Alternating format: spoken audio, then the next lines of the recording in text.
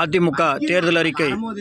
அதிமுக முதற்கட்டமாக தேர்தல் அறிக்கை வெளியிடப்பட்டுள்ளன. அதில் ஆண்கள் பேருந்து பயணம் செய்வதற்கு இலவசம், பெண்களுக்கு குலத்திட்டத்தின் கீழ் 2000 ரூபாய் அறிவிக்கப்பட்டிருக்கிறது. 100 நாள் வேலை திட்டம் 150 நாட்களாக மாற்றப்படும்.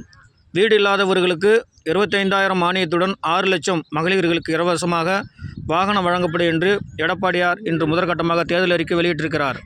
இதில் ஆண்கள் பேசும் பொருளாக மாறப்பட்டுள்ளன. பெண்கள்தான் இலவசமா, ஆண்களுக்கு இலவசம் உண்டு என்று அதிமுக பொதுச் செயலாளர் எடப்பாடி அவர்கள் அறிவித்திருக்கிறார். நன்றி.